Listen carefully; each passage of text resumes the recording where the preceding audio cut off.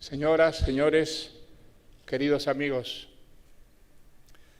agradezco muchísimo esa presentación tan generosa que ustedes acaban de escuchar. Hay en ella mucho de exageración, pero es una exageración debida a la generosidad y a la amistad.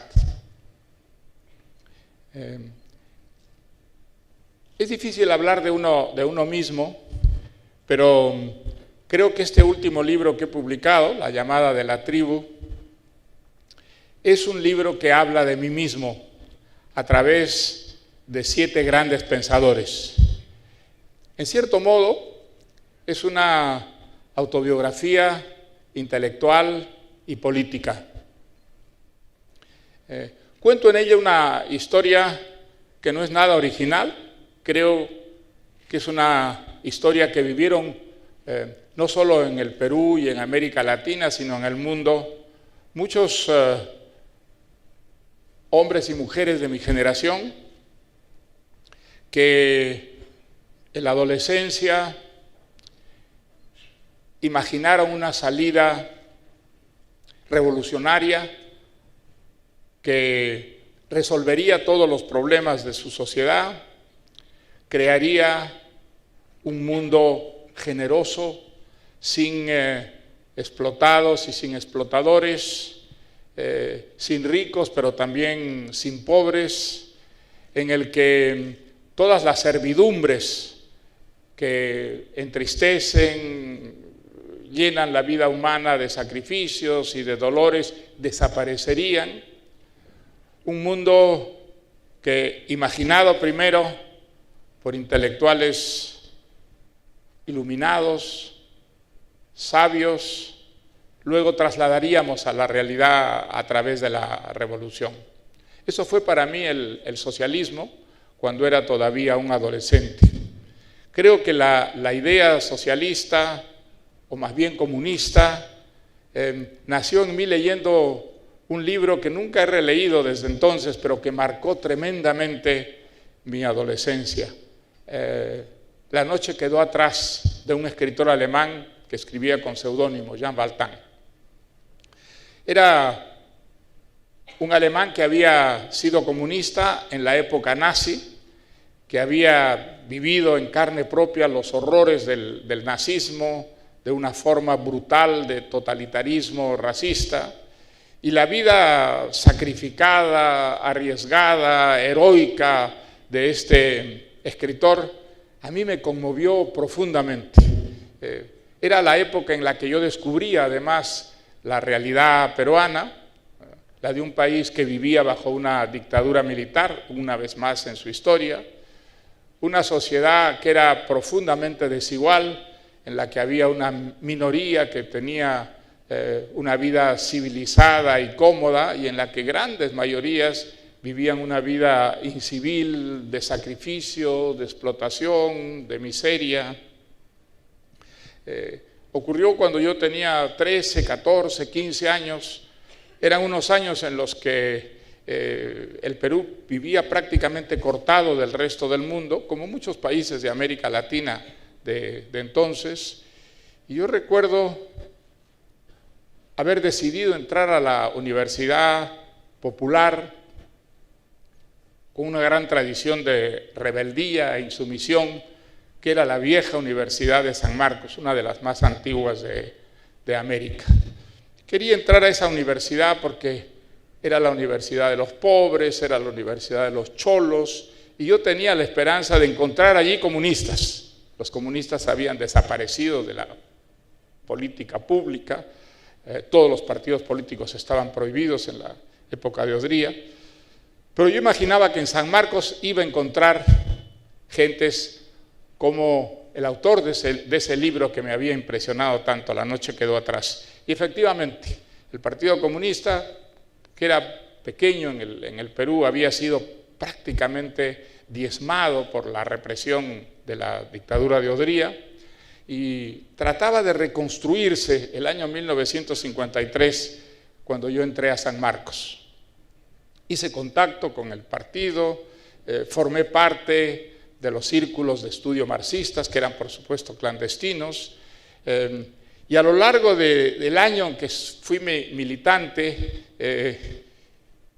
aprendí algunas cosas pues, elementales del marxismo y sobre todo de la vida esa clandestina que, claro que muy a la distancia, reflejaba también la clandestinidad de aquel famoso Jean Valjean. Los partidos comunistas de esa época en América Latina, creo que también después, pero sobre todo en esa época, eran profundamente stalinistas, dogmáticos, intolerantes para el adversario, fanáticos. Y creo que a mí me defendió mucho de caer en esa forma de sectarismo dogmático, las lecturas que hacía con enorme entusiasmo de Sartre y de los filósofos existencialistas franceses, en esa época muy de moda. Las discusiones en el seno de mi célula eran muy intensas y al año me cansé y rompí con el partido y me alejé de él, pero seguí siendo socialista. Y lo fui todavía más con el triunfo de la Revolución Cubana, una experiencia que a mí me conmovió profundamente. El año 62, yo era periodista en la radio-televisión francesa, estaba en México cubriendo una información, cuando ocurrió la crisis de los cohetes y la radio-televisión francesa me mandó a Cuba. Y llegué a Cuba en un momento de enorme exaltación en la vida de la Revolución Cubana. Había ocurrido la crisis de los cohetes, la isla esperaba una invasión de los Marines en cualquier momento. Yo recuerdo en el malecón de La Habana, había las bocachicas, unos pequeños cañones antiaéreos que eran manejados por adolescentes, sobre los cuales pasaban rasando los sabres norteamericanos, y todo ese clima era fraternal y heroico. Eran las frases con las que un escritor que yo leía con mucho entusiasmo, Orwell, describía la Cataluña a la que llegó en plena guerra civil para luchar como voluntario por la República. La impresión que me dejó esa experiencia fue muy grande y durante los años 60 volví 5 veces a Cuba. En cada visita, de alguna manera, ese entusiasmo fue perdiendo brío a medida que descubría una realidad que alejaba la Cuba de los sueños de la Cuba real. La primera crisis realmente que tuve frente a lo que ocurría en Cuba ocurrió hacia el año 66 con la creación de la SUMAP. La SUMAP era un eufemismo, unidades militares de apoyo a la revolución, para lo que eran en realidad unos campos de concentración que la revolución creó y metió en ellos mezclados a contrarrevolucionarios, a delincuentes comunes y a homosexuales. Yo estaba vinculado a un grupo de jóvenes, escritores, pintores, músicos, bailarines, bailarinas, que se llamaba El Puente, porque había entre ellos un poeta peruano. Los conocía bastante bien y sabía que eran ellos profundamente revolucionarios, identificados con la revolución, y muchos de ellos que efectivamente eran homosexuales esperaban de la revolución una apertura en el campo sexual, que les devolviera la identidad y les diera la libertad sexual y los reconociera como lo que eran sin discriminarlos. Y de pronto aparecían estas UMAP, que a muchos de ellos los llevaron a campos de concentración. El resultado fue bastante trágico, hubo suicidios entre ellos, y yo recuerdo que para mí fue el primer trauma profundo respecto a la revolución cubana y a la situación, digamos, de la sociedad cubana bajo el imperio de los Castro. Luego de eso vino el famoso caso Padilla, que para mí significó la ruptura con la revolución cubana. Padilla, seguramente algunos recordarán, era un poeta muy conocido que dejó la poesía para dedicarse a la revolución, llegó a ser viceministro de Comercio, y era una persona que formaba parte, digamos, de la estructura que dirigía la revolución. De pronto comenzó a hacer algunas críticas, no a la revolución cubana, sino a la política cultural de la revolución. Por esto fue atacado por toda la prensa oficial, encarcelado y acusado de ser agente de la CIA. Quienes conocíamos a Padilla sabíamos que esto era un disparate sin pies ni cabeza, y escribimos un manifiesto que circuló entre muchos autores que habían apoyado la revolución cubana y sin embargo lo firmaron, protestando contra lo que era clarísimamente una injusticia y una falsedad. Bueno, el resultado seguramente algunos lo recuerdan. Padilla salió de la cárcel acusándose de ser un agente de la CIA, nos acusó a todos quienes lo habíamos defendido de ser también agentes de la CIA, y esto significó para muchos escritores que no éramos comunistas, pero que apoyábamos y defendíamos la revolución cubana, la ruptura con esa sociedad a la que desde entonces empezamos a criticar, no como lo que parecía ser, sino como lo que realmente era. Para mí eso marcó un antes y un después. A partir de entonces viví un periodo difícil, solitario, viéndome muy criticado por la izquierda de la que hasta entonces formaba parte, y criticado también por una derecha que recordaba mi pasado pues prorrevolucionario y promarxista. Fue un periodo difícil, pero un periodo que recuerdo ahora como un camino hacia la libertad, hacia la independencia, hacia un tipo de soberanía intelectual y política que no había tenido antes. Siempre digo que me sentí como debe sentirse seguramente un cura que cuelga los hábitos. Cómo, digamos, organizar su vida luego de haber estado entregado a una causa y de pronto descubrir que esa causa no merecía esa entrega. Vino un periodo que no fue corto, de revalorización de la democracia, de descubrir que la democracia no era la máscara de la explotación, como decía el marxismo, sino que los derechos humanos, las elecciones libres, la prensa libre, era lo que hacía una vida mucho más vivible, que humanizaba extraordinariamente la vida, y lo terrible que resultaba una vida sin ese tipo de instituciones y derechos. De la revalorización de la democracia llegué al liberalismo a través de una actividad fundamentalmente intelectual, es decir, a través de lecturas. Y esos 7 pensadores que aparecen en mi libro son las personas cuyas ideas me ayudaron más a entender la democracia y a entender un liberalismo sin las tergiversaciones, las difamaciones, las caricaturas que hacía de él la izquierda. En esos años yo vivía en Inglaterra y tuve la suerte de vivir los 11 años del gobierno de la señora Thatcher, algo que fue una experiencia absolutamente decisiva.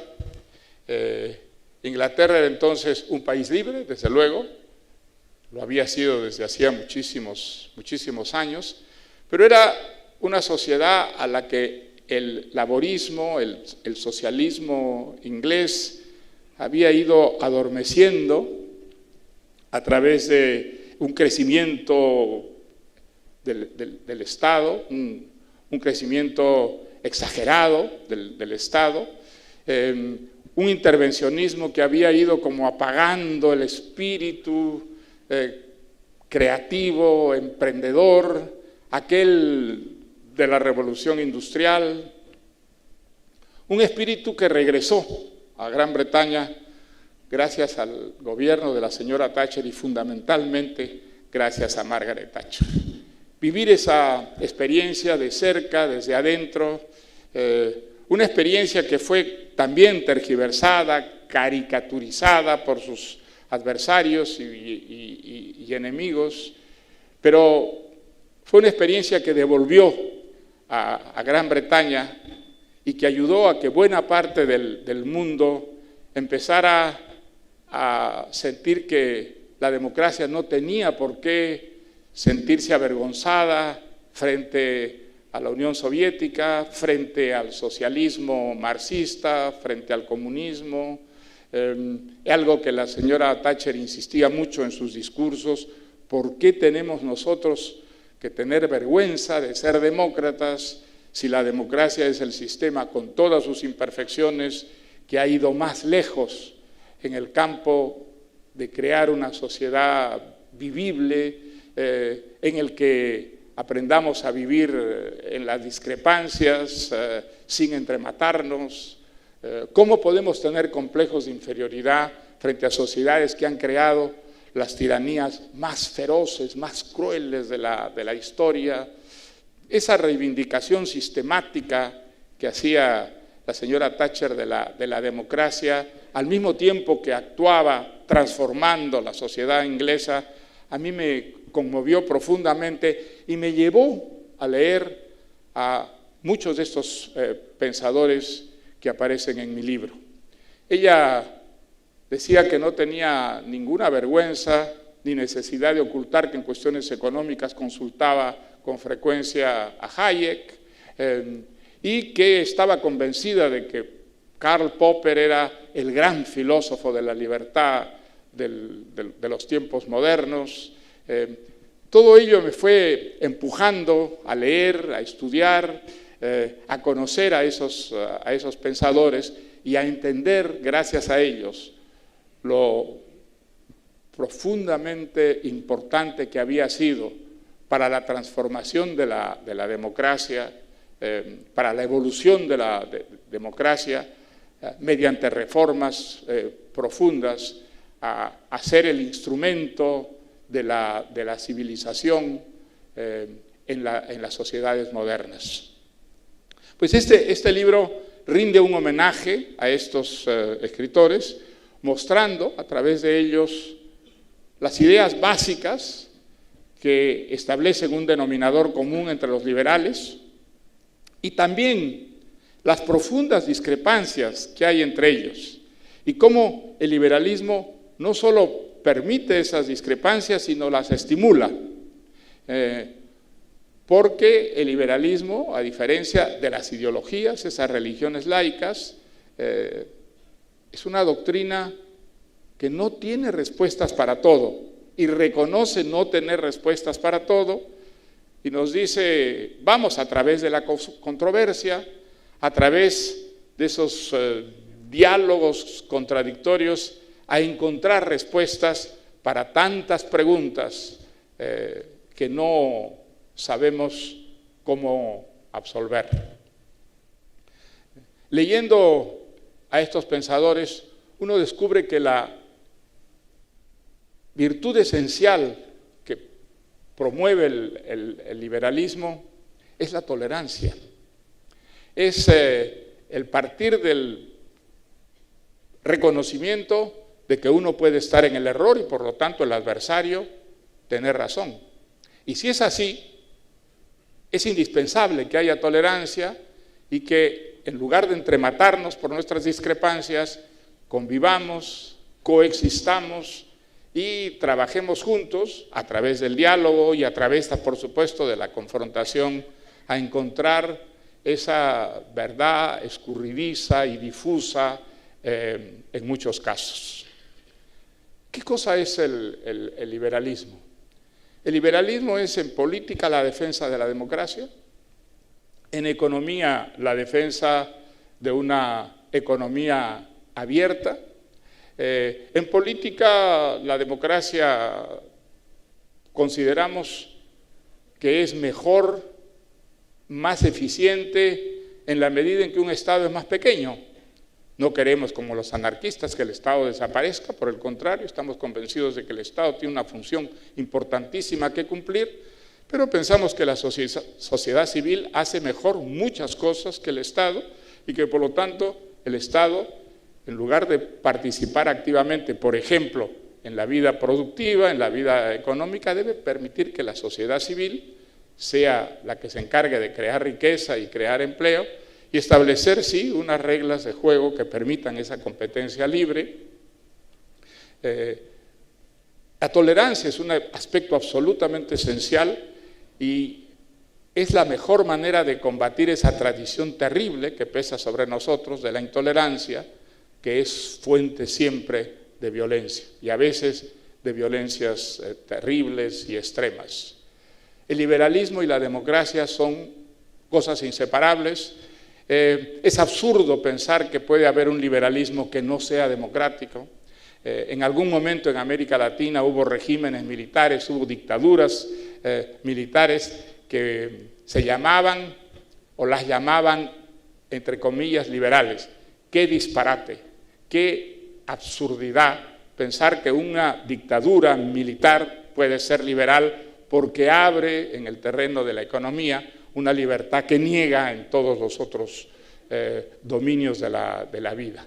El liberalismo cree que la libertad es unívoca, que la libertad es una sola y que el camino de la civilización es una libertad que simultáneamente avanza en los campos político, económico, social, cultural, sexual, etc. El liberalismo ha humanizado la vida. La democracia no sería lo mismo sin esa fuerza transformadora y reformista que es el liberalismo.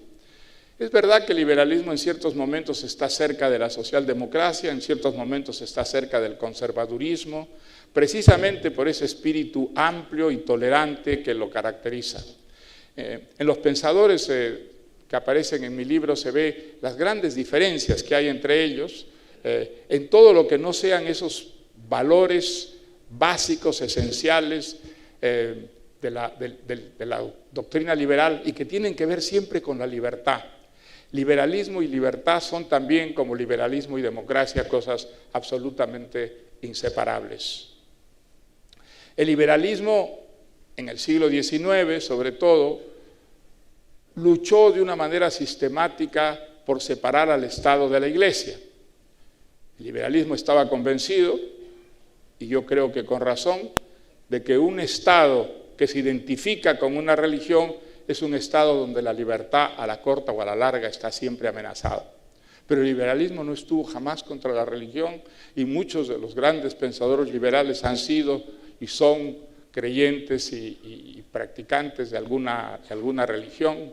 Y el liberalismo no quiere que desaparezcan las religiones, ni muchísimo menos, quiere que las religiones tengan sus derechos reconocidos, existan y rivalicen entre ellos y contribuyan ellas también a la búsqueda de esa verdad siempre o casi siempre escurridiza y que se nos deshace entre las manos. En América Latina probablemente el liberalismo ha sido más caricaturizado y ridiculizado que en otras partes. Lo fue en el siglo XIX fundamentalmente por los ataques de la derecha clerical y lo ha sido en el siglo XX y en el siglo XXI fundamentalmente por la izquierda. ¿Por qué la izquierda tiene esa inquina tan profunda contra el liberalismo? Porque ve en el liberalismo su enemigo principal. En eso acierta. Es verdad que el liberalismo está esencialmente reñido contra toda forma de autoritarismo, contra toda forma de totalitarismo. El liberalismo está contra la violencia que deriva, que resulta, que transpira del sectarismo, del dogmatismo, es decir, de la intolerancia en el campo político. El liberalismo se ha equivocado, sí, seguramente se ha equivocado muchas veces, pero haciendo las sumas y las restas, el liberalismo ha dado a la democracia siempre una dinámica reformista, transformadora, y de hecho la defensa de la soberanía individual, la igualdad de oportunidades, elemento esencial de la vida democrática, la igualdad de géneros, la libertad sexual, que es hoy día un tema central en la cultura contemporánea. Todos esos son avances dentro de la democracia, en gran parte impulsados por el liberalismo. Creo que la verdadera cara del liberalismo es esta, no es la de una doctrina perfecta ni muchísimo menos, pero sí de una doctrina que ha tratado de humanizar la coexistencia, probablemente más que ninguna de las otras que han jugado un rol primordial en la vida política de los pueblos. Quiero terminar con estas palabras, porque sé que ahora hay un diálogo, y quisiera terminar con una afirmación optimista. En la América Latina, en la que yo leí a Jean Valjean y en la que yo pensé que el socialismo era la solución de los enormes problemas que vivían los países latinoamericanos, y la de nuestros días, hay enormes diferencias. Cuando nos sentimos desmoralizados por lo que vemos a nuestro alrededor en América Latina, conviene que comparemos esta América Latina no con ese ideal siempre inalcanzable, sino con la América Latina de hace 30, 40 o 50 años. Entonces, comprenderemos que el progreso ha sido enorme, que aunque falta muchísimo por hacer, hemos avanzado muchísimo. La América Latina de hace 50 y 60 años era el paraíso de las dictaduras militares. Las excepciones eran poquitísimas, para ellas sobraban los dedos de una mano, Costa Rica, Uruguay, Chile, y pare de contar. Hoy en día, en América Latina, lo que no tenemos son dictaduras militares, tenemos dictaduras ideológicas, desde luego, son solo dos países, Cuba y Venezuela. El resto de la América Latina tiene democracias imperfectas, algunas son mucho más imperfectas que otras, desde luego, pero las democracias imperfectas son siempre preferibles a una dictadura. Nada hace retroceder a un país tanto como una dictadura. Y hay algo más importante todavía, que debe devolvernos un poco el optimismo cuando nos sentimos desmoralizados por las malas noticias que leemos en la prensa sobre América Latina. Y es que la democracia es hoy día, y eso lo creen la inmensa mayoría de los latinoamericanos, el único camino con el que podemos dar una batalla realmente efectiva contra el subdesarrollo, contra la pobreza y avanzar en el camino de la civilización. Las grandes utopías del pasado han desaparecido, y han desaparecido porque simplemente han desaparecido en el mundo. Ya sabemos hoy día que el colectivismo, el estatismo, ¿a dónde conducen? A donde han conducido, por ejemplo, a Venezuela, un país potencialmente muy rico que está hoy día literalmente muriéndose de hambre, un país que fue democrático, que a lo largo de 40 años vivió la legalidad, la libertad, la renovación pacífica de sus autoridades, y que hoy día es presa de una dictadura profundamente corrompida y cuyas políticas han realmente destruido, deshecho a ese país. ¿Quién quiere hoy día en América Latina, salvo grupúsculos pequeños, insignificantes, que su país sea en el futuro una nueva Venezuela?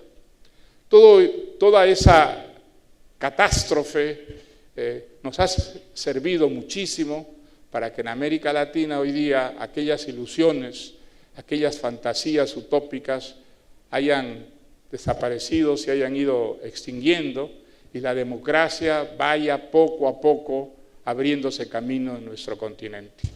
Depende en gran parte de nosotros que ese camino se ensanche, que la democracia llegue a todos los rincones de América Latina y con ella nos acerquemos cada vez más a la civilización y a ese ideal siempre escurridizo, inalcanzable, de sociedades más o menos perfectas. Les agradezco mucho su atención y ahora entiendo que vamos a pasar al diálogo, ¿no? Muchas gracias.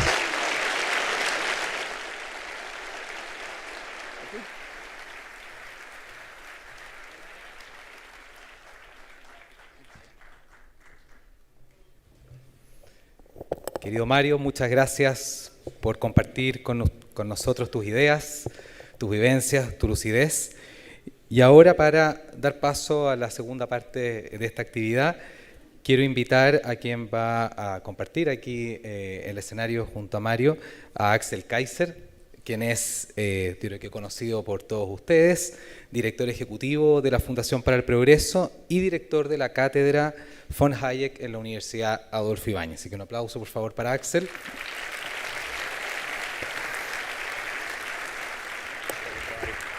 Y antes de este panel, quiero invitar también a otro amigo nuestro, a Andrés Benítez, director de negocios editorial del Grupo Copesa, quien va a liderar una encuesta interactiva con todos nosotros antes de dar paso a este panel.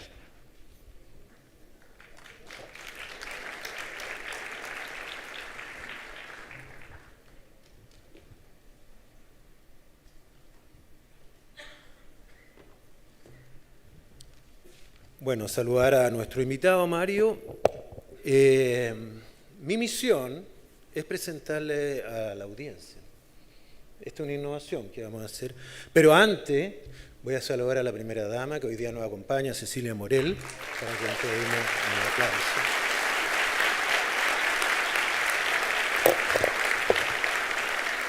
Según la encuesta CADEM de hoy, la persona más popular por lejos que tiene este gobierno. Y yo estoy de acuerdo con eso. Bueno, quisimos medir la temperatura de Chile para ver cómo estamos en el tema de ser o no ser liberal. Y el lunes pasado subimos una encuesta al sitio web de La Tercera, un test que se llama ¿Qué tan liberal eres? Hasta las 5 de la tarde de hoy la habían contestado 33.000 personas, convirtiéndose en una suerte de trending topic lo dije todo al revés, trending topic del sitio web, ¿no es cierto? Y los resultados son que se calificaron liberal químicamente puro, el 36% de la gente. 36. Mire, es muy bueno porque conservador puro fue solo el 4%. Ahora, casi todos, el 60% quedó una categoría que se llama liberal cuando le conviene. Que tiene algo que ver con lo que dijo recién Mario, en el sentido de que como esto no es una religión, no es una ideología, ¿no es cierto? Entonces uno no sabe cómo calificar las diferencias en estos test, entonces probablemente mucha gente queda en el medio atrapada, ¿no? Pero para dilucidar el problema, nosotros vamos a hacer ahora una encuesta a la sala para ver cómo andamos en el liberalismo. Y entonces todos ustedes tienen algo como esto detrás de sus sillas o... ¿Ya los tienen todos? ¿No? Adelante a la silla, atrás de la silla. ¿Lo ven o no? ¿Todos tienen más o menos uno de estos? Colgando al frente, al lado, puede caer de arriba como la máscara. Yo le voy a pasar una a Mario.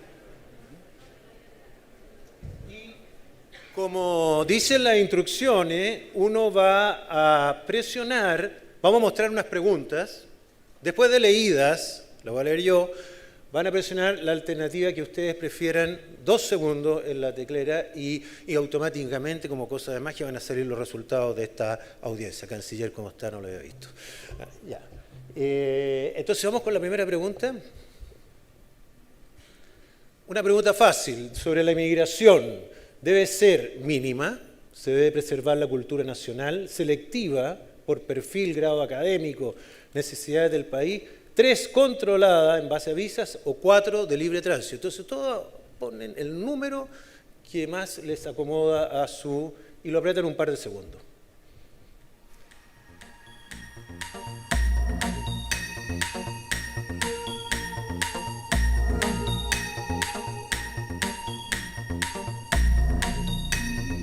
Esto debería ser mucho más rápido, pero ya no se lo va a hacer.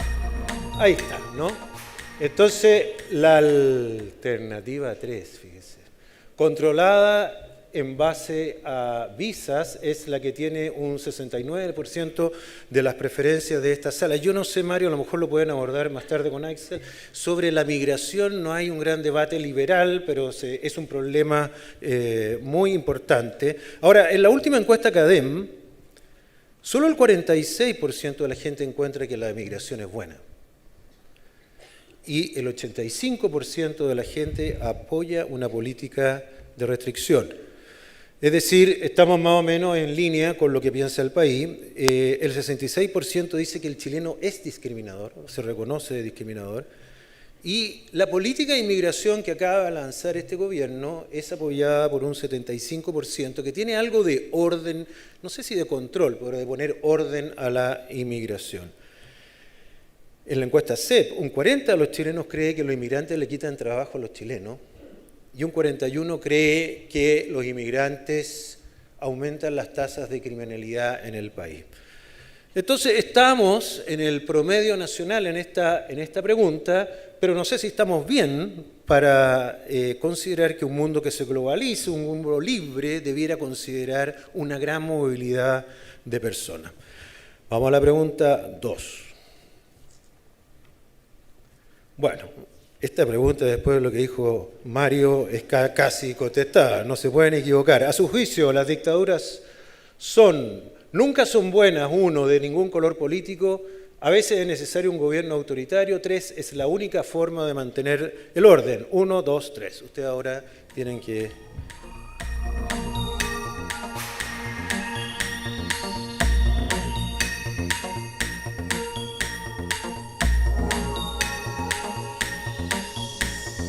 Muy bien. Bueno, en la encuesta de la tercera, el 74% de la gente dijo que no son buenas de ningún color político, aquí estamos en el 72%. A veces es necesario un gobierno autoritario, 28%, en la muestra general fue solo un 19%, o sea, aquí hay un poquito más de autoritarismo. No escucharon lo que se dijo, ¿no?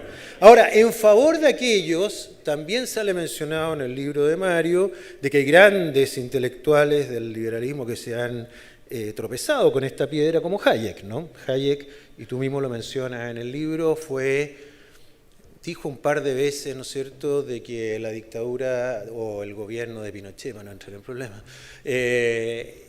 había más libertades individuales que en el gobierno de Allende.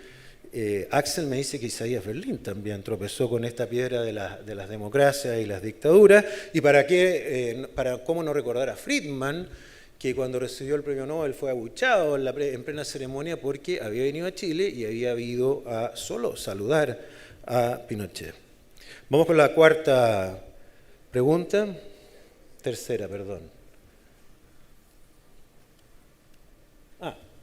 Esta es una pregunta de moda. Si Beatriz Sánchez fue invitada por estudiantes de la Universidad Católica a dar una charla sobre el derecho de la mujer a decir sobre su propio cuerpo. Agrupaciones políticas y pastorales han anunciado que impedirán la actividad. ¿Usted la prohibiría? 1, sí, atento a los principios de la PUC, que es la Universidad Católica. Sí. 2, sí, porque estoy en contra de ella. Y no, en la universidad se deben enfrentar distintos argumentos. Ahora pueden contestar.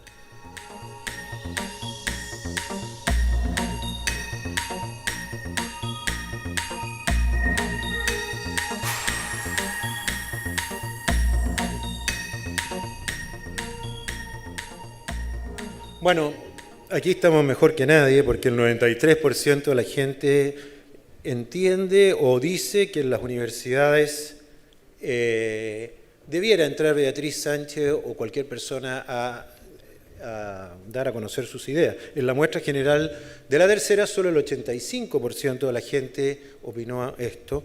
Y quisiera explicarle a Mario que esta es una pregunta pertinente porque no sé si en el caso de Beatriz Sánchez, pero sí de otro político conocido como es José Antonio Kast, esta vez conservador.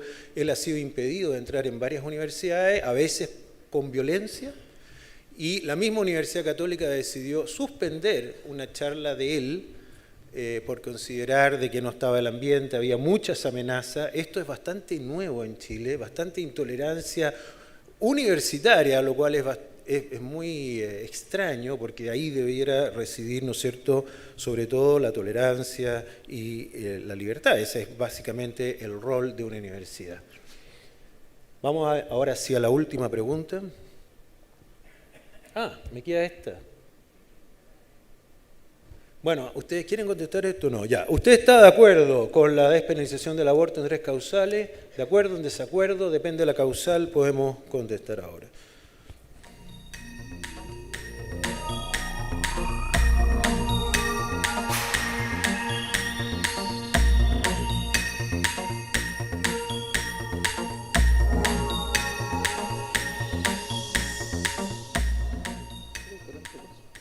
Bueno, esto sí que es sorprendente. En la encuesta de la tercera, de acuerdo está el 64%. En la encuesta CADEM publicada hace una semana, de acuerdo con el aborto en las 3 causales está el 65%. Y aquí de acuerdo está el 40%. Ahora, hay que señalar que depende de la causal, puede ser un plus aquí, pero digamos que en esta materia estamos con una audiencia, no sé si llamarla conservadora, pero al menos no le gusta el aborto, ¿no es cierto? En desacuerdo, en la encuesta de la tercera y CADEM, aquí un 26%, está solo el 12%. Ahora, por esto, Mario Vargas Llosa llamó a la derecha cavernaria, ¿no es cierto? El domingo dijo que estaba creciendo una derecha más civilizada, que no está aquí parece, pero no importa. Y el presidente le dijo a su amigo Vargas Llosa que él no era cavernario, simplemente estaba defendiendo el derecho a la vida, y por lo tanto esa pero seguramente va a ser una discusión de la cual podemos observar más, o ya pelearon ya. No, son amigos todavía, ¿no? Ya, ahora sí tenemos una pregunta muy inteligente. Elijan una frase, no las voy a leer, pero ahí están, son frases de 4 pensadores, libre pensadores, y entonces habría que ustedes poder elegir la que más se sientan identificados.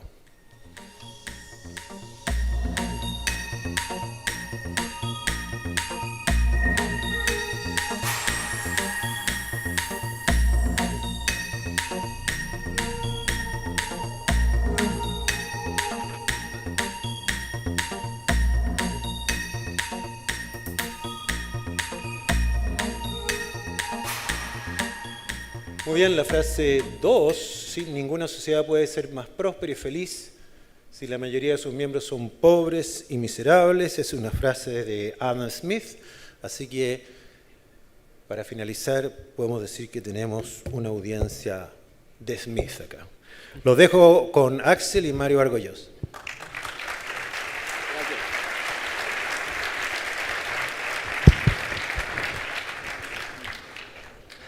Muchas gracias, Andrés. Muchas gracias a La Otra Mirada por esta organización extraordinaria. Es impresionante realmente lo que es capaz de lograr el equipo. Mario, muchas gracias por tu visita, que nos alegra, a nosotros en especial en la Fundación para el Progreso, porque tu libro, La llamada de la tribu, repasa exactamente los pensadores que nosotros venimos difundiendo hace varios años. Entonces, nos da aún más fuerza y más llegada, sobre todo en las nuevas generaciones.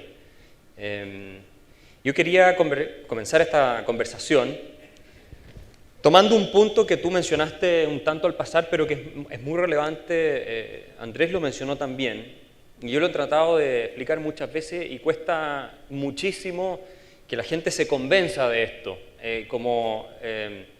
Tú estás acá, voy a aprovechar de preguntártelo, porque como a mí no me hacen caso, a ti sí te van a hacer. Entonces, y es la idea de que el liberalismo no es una ideología. Yo creo que si hay algo que sería interesante que se llevara al público, es esto. Jean-François Revel dice en su libro La Gran Mascarada que todas las ideologías son falsas, intrínsecamente falsas por sus motivaciones, causas y fines. Y dice que son una invención del lado oscuro de nuestra inteligencia, una especie de enfermedad intelectual, siniestra. Jean-François Revel también fue socialista y es uno de los pensadores que tú retratas en tu libro, o tú describes en tu libro. Tú tuviste esta ideología socialista, marxista, o socialista por lo menos, y por decirlo de alguna manera, si le queremos a Revel, te sanaste, viste la luz liberal. Explícanos un poco mejor por qué el liberalismo no es una ideología y en ese sentido por qué los liberales también no somos capaces de persuadir tal vez con la misma seducción que tienen las ideologías. Las ideologías requieren de un acto de fe, igual que la religión. Puede haber, digamos, esfuerzos extraordinarios para justificar racionalmente la religión, pero si no hay un acto de fe, la religión no te impregna y tú no eres una persona religiosa. Pasa lo mismo con las ideologías. Las ideologías exigen un acto de fe. Generalmente, y el marxismo es quizá la mejor prueba de ellas, no pueden ser refutadas. No pueden ser refutadas racionalmente. Y eso dice Popper. La verdad científica solo existe cuando hay derecho a refutarla, cuando se presta, digamos, a una controversia de la cual pueden salir rectificaciones, reformas profundas de aquello que se sostiene o aquello que se defiende. Y las ideologías no admiten, digamos, ese tipo de revisiones, reformas, transgresiones a las verdades que propalan. Entonces dice, eso no es una verdad científica, eso es una verdad de tipo religioso, que exige un acto de fe. Por eso el liberalismo no es una ideología. El liberalismo no se presenta como una verdad cerrada, que no admite, digamos, la refutación ni la controversia, porque se nos impone como una verdad religiosa. Esa es la gran diferencia entre las ideologías y el liberalismo, y por eso el liberalismo no es una ideología, es una doctrina que ha sido enmendada muchas veces a lo largo de su historia y en cuyo seno existen controversias muy profundas. Basta haber asistido alguna vez a un congreso de liberales para ver que las divergencias son muchísimo mayores que las coincidencias. Es decir, los liberales discrepamos sobre muchísimas cosas, salvo un puñado de instituciones o convicciones que constituyen la esencia misma del liberalismo. Para el liberalismo, la democracia política es una forma más civilizada, más tolerante, menos violenta que cualquier sistema autoritario o sistema totalitario. El liberalismo cree en la libertad, pero cree en la libertad como algo unívoco. La libertad debe funcionar no solo en economía, sino en política, sino en la cultura, sino en la vida social, y eso es lo que hace progresar a un país de verdad. El progreso lo entiende el liberalismo de esta manera simultánea en todos estos ámbitos. Bueno, pues en todo eso el liberalismo muestra una tolerancia que es absolutamente incompatible con el nazismo, con el fascismo, con el comunismo. Las ideologías son religiones laicas, son religiones que prescinden de Dios, pero en todo lo demás actúan como una religión revelada, una verdad indiscutible, absoluta. Eso es lo que establece una diferencia fundamental entre el liberalismo y las ideologías, y por eso el liberalismo es una manera de enfrentar la violencia que es inseparable de las ideologías. Si tú eres dueño de una verdad absoluta, pues tú no estás dispuesto a tolerar que haya contraverdades que se opongan a esa verdad. La discusión prácticamente está cerrada, y de eso ¿qué resulta? Resulta la violencia, resulta la discriminación, la persecución, la eliminación, la aniquilación del adversario. El socialismo, sin embargo, tiene mucho mejor prensa, en principio, que lo que tiene el liberalismo, así en términos generales. Si tú comparas, y fue bien increíble cuando murió Fidel Castro, Jean-Claude Juncker en la Unión Europea dijo que había muerto un héroe para mucha gente. Trudeau salió a decir que era una especie también de héroe, campeón, defensor de una serie de derechos y libertades. Si tú comparas la cubierta del New York Times cuando muere Fidel Castro con la que ocupó cuando murió Pinochet, por ejemplo, cuando murió Pinochet el New York Times dice: Pinochet, un dictador que reinó por el terror, muere a la edad de 80 y tantos años. Cuando muere Fidel Castro dice: Fidel Castro, el revolucionario que desafió a Estados Unidos, muere a los tantos años. En una forma mucho más condescendiente y mucho más favorable. Y quería leerte un tuit que fue de nuestra presidenta de la República, de presidenta Bachelet, cuando fallece Fidel Castro. La presidenta Bachelet tuiteó: mis condolencias al presidente Raúl Castro por la muerte de Fidel, un líder por la dignidad y la justicia social en Cuba y América Latina. Michelle Bachelet puede hacer ese tuit y la verdad es que no paga, hubo una cierta reacción por supuesto, pero no paga un mayor costo, como tampoco lo paga Jean-Claude Juncker. No. ¿Por qué ese doble estándar gigantesco que existe cuando se enjuician los crímenes, que lo que habla también Jean-François Revel habla de esto, cuando se enjuician los crímenes, los genocidios, el totalitarismo del socialismo, es mucho más blando, y cuando se trata de otro tipo de dictaduras es mucho más duro? Friedman es un buen ejemplo. A Friedman lo acusaron muchísimo por haberse juntado con Pinochet 45 minutos a hablar de cómo controlar la inflación, pero no le dijeron nada cuando se junta con los dictadores comunistas. No hubo ninguna campaña de boicot por eso. ¿Cómo te explicas tú este doble estándar realmente a veces desesperante? Cuando se habla del socialismo, generalmente se habla de un sueño, de una irrealidad, se habla de esa quimera que es la de la sociedad perfecta.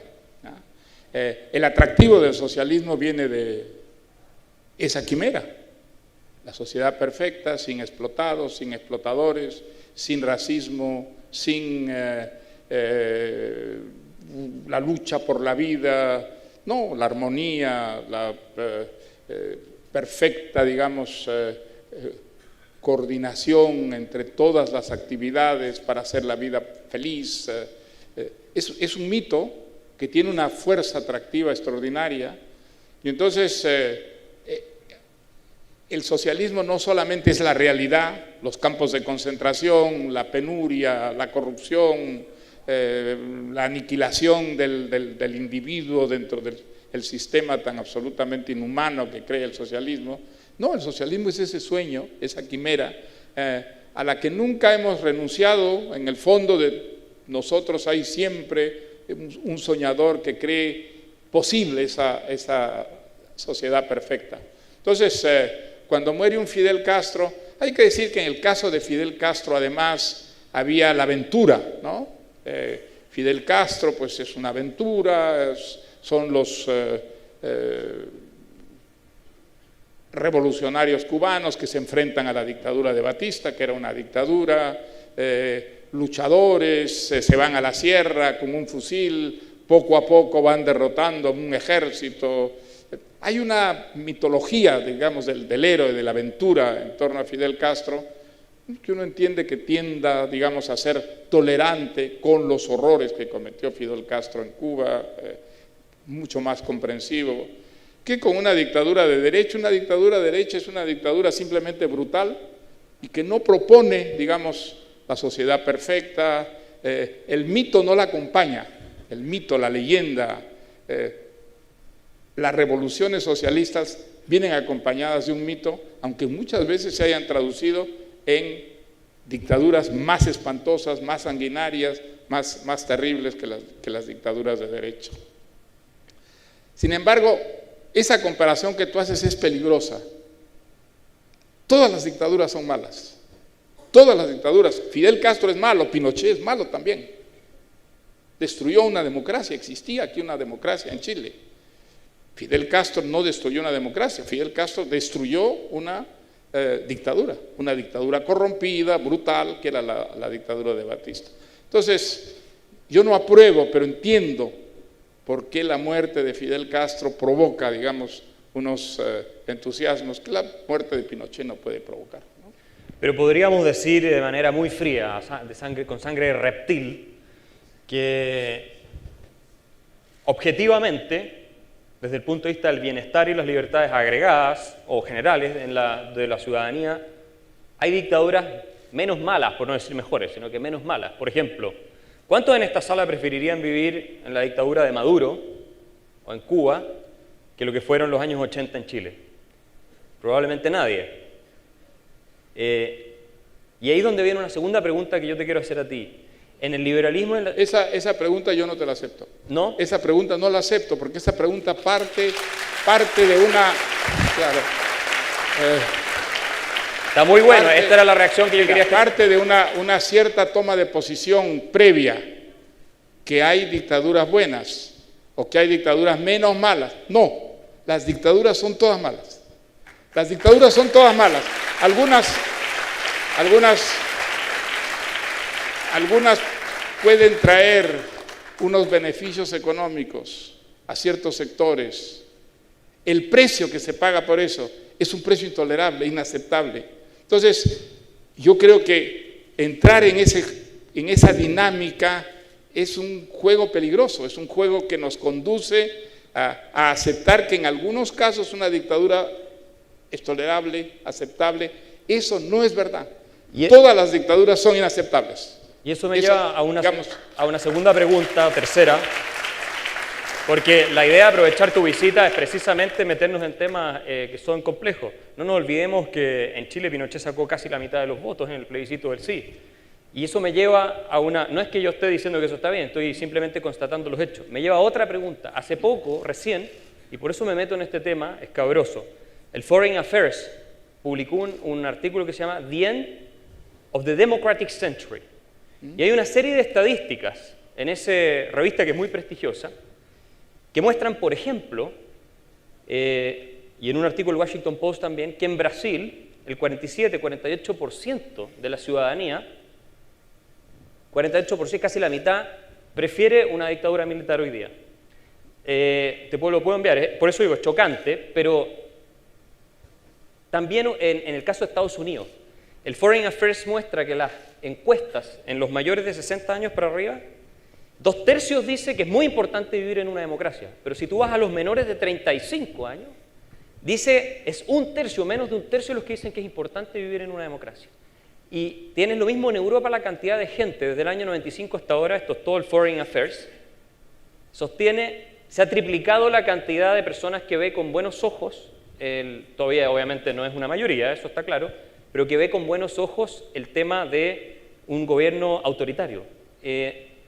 Yo sé que tú eres más optimista que Jean-François Revel en esta materia. Jean-François Revel pensaba que las democracias de alguna manera tenían algunos gérmenes que las conducían a la autoridad. ¿Cómo enfrentamos entonces esta tendencia que se está imponiendo de alguna manera de más simpatía por regímenes que son claramente autoritarios y que son una efectiva amenaza a la libertad individual? Bueno, digamos, es una ingenuidad creer que las dictaduras son todas impopulares, ¿no es verdad? Yo he escrito una novela sobre Trujillo, y Trujillo, desgraciadamente para los dominicanos, era muy popular, era un hombre muy popular.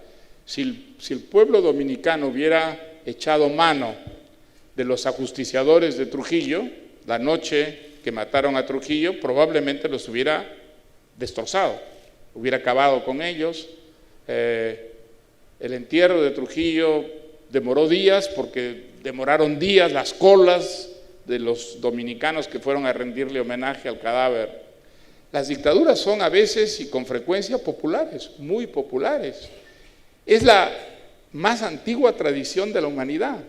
La democracia es una deformación que aparece tarde en la historia del mundo y todavía hay en la democracia algo que enfrenta una tradición profundamente arraigada en nosotros.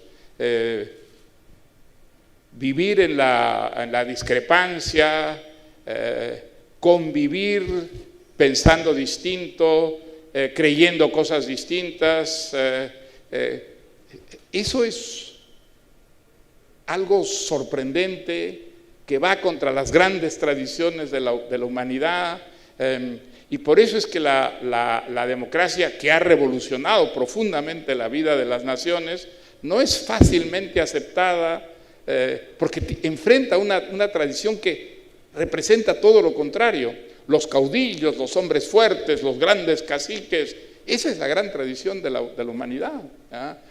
cuando aparece un Hitler, o cuando aparece un Mussolini, o cuando aparece un Stalin, o un Fidel Castro, hay una tradición que viene de muy atrás, que está ahí de todas maneras manifestándose, apareciendo.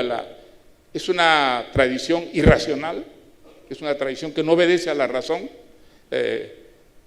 es una tradición que tiene que ver con ese instinto, con esa pasión, esa emoción que somos también los seres humanos. No somos. Entonces, lo que es anormal es la democracia. Eso es algo más bien excepcional en la vida de la humanidad, y es lo que ha transformado profundamente a la humanidad, que ha desbarbarizado la vida, el salvaje, el hotentote. Esa es la gran tradición de la humanidad. Entonces, cuando aparece un Fidel Castro o aparece un Pinochet, es esa tradición la que de pronto recobra sus viejos fueros. Entonces, debajo del civilizado hay siempre un salvaje. La tribu está siempre allí, y por eso es que ocurren de pronto esas regresiones también. Venezuela, volvamos a Venezuela, ahí lo tenemos cerquita. Venezuela era una democracia. Venezuela había acabado con la dictadura de Pérez Jiménez. Venezuela durante 40 años fue una democracia que trajo muchos beneficios al pueblo venezolano. En la América Latina, barbarizada por las dictaduras, Venezuela era una excepción a la regla. ¿Cómo se explica? ¿Cómo se explica que ese país próspero, ese país donde la democracia estaba trayendo enormes beneficios a toda la sociedad, de pronto cayera rendida ante la demagogia de un pobre diablo como el comandante Chávez? Pues explica por qué hay esa fuerza atávica, terrible, contra la que tenemos que luchar quienes queremos que la civilización reemplace a la barbarie. Pero la barbarie está allí siempre, está allí en el fondo de todos nosotros. Esa es la tribu, esa es la tribu, ese es el peligro de rendirse al llamado de la tribu, porque hay mucho de atractivo en eso. Qué maravilla no tener que tomar decisiones todo el tiempo, que dejar que un señor tome las decisiones y que nos convirtamos nosotros simplemente en gentes que operan dentro de una maquinaria de la que no tenemos ninguna responsabilidad, de las que somos simplemente piezas. Bueno, pues eso explica las dictaduras, y sobre todo las dictaduras totalitarias, las que quieren organizar enteramente la vida. Entonces, que las dictaduras sean populares no es sorprendente, no debemos sorprendernos. Lo que es maravilloso es que la democracia, que va contra los instintos de los que somos parte, se haya ido imponiendo, haya ido, digamos, desbarbarizando a la humanidad, haya ido imponiendo la civilización, y que esto se haya extendido tanto por el mundo, ¿no? Yo te quiero seguir provocando, Mario. Evidentemente la afirmación que hice comparando Venezuela con la dictadura de Pinochet es la misma que hizo von Hayek al hablar de la unidad popular con la dictadura de Pinochet. No es una statement personal, pero te quiero provocar con una cosa más sobre Venezuela. ¿Cómo sale un país como Venezuela, capturado por una narcodictadura, porque eso es lo que es hoy en día, ¿sí?, totalitaria, con el poder de las armas, si no es, digamos, porque por la vía democrática está claro que ya parece no ser posible. Supongamos que no lo es, ojalá se fuera posible, ¿ya?